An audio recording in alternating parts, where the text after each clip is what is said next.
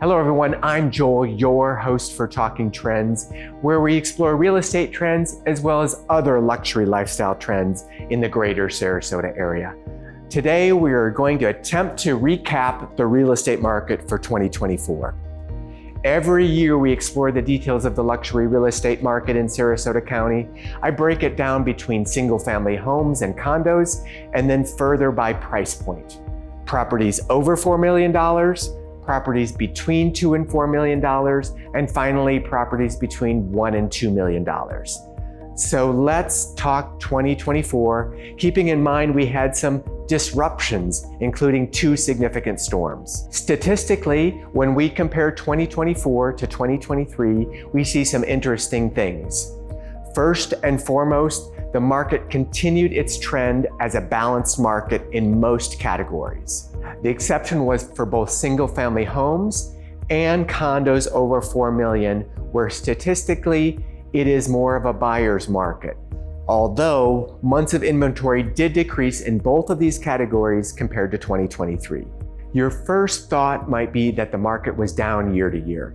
However, when we focus on the number of luxury single-family homes and condos sold from year to year, the numbers are up in 4 of the 6 market segments. The number of sales for single-family homes for each price point was up a minimum of 11%.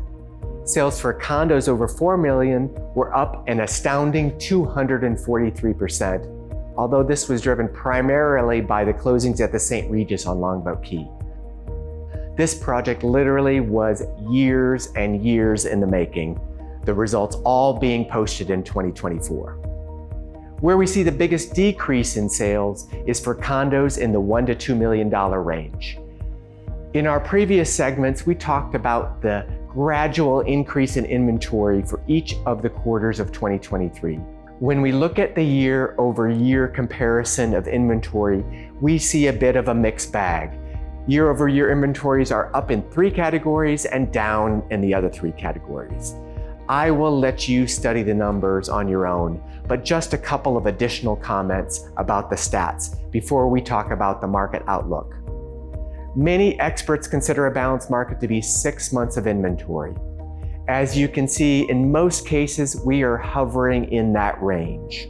The interesting thing is, however, that months of inventory is down year to year in every category. At the same time, average sales prices are relatively stable across all price points for both homes and condos, an indicator that while the market is engaged, upward price pressure is only going to be seen on a micro basis, depending on demand for a certain area or neighborhood. The only exception to this is for condos over $4 million, where average prices were up more than 29%. But again, this is skewed primarily due to the closings at the St. Regis. We of course look at the information for all of Sarasota County. The reality of the real estate market for almost everyone is much more micro. You as a buyer or seller need to understand the specifics of your micro market, hence why you need an experienced and market-savvy realtor on your side. Of course, we also need to keep in mind that these numbers were impacted by the storms in our area. We essentially lost several months of sales, so in the scheme of things, we had a relatively amazing 2024. So what is the outlook for 2025? The things we know for sure are that the elections are over, the equity markets are strong, and Florida continues to be a sought-after destination. Also, for buyers in most property categories, there is a reasonable inventory level to choose from. All of these factors are positives and should drive the market for 2025. The question mark is, of course, the impact of the storms on the market. This impact is yet to be determined, but I will say that our showing activity has been strong since Christmas week, and the mainland market did not skip a beat as a result of the storms. The islands each have their individual challenges, and there will be an increase in the inventory of homes that were damaged. I look at this as an opportunity, and it is clear that others do as well. My phone has been ringing with investors and end user buyers who are looking. They are people who realize that now may be the best time for them to buy. I've done a great deal of post-storm research, tapping into my Sotheby's colleagues in Sanibel, Naples, and Fort Myers who have dealt with the repercussions of Ian. The message repeats itself. While the storms may have caused a hiccup in sales, ultimately the market returns to normal and is just as strong as it was. Clearly, as we look around the country, we see that no destination is a refuge from natural disasters.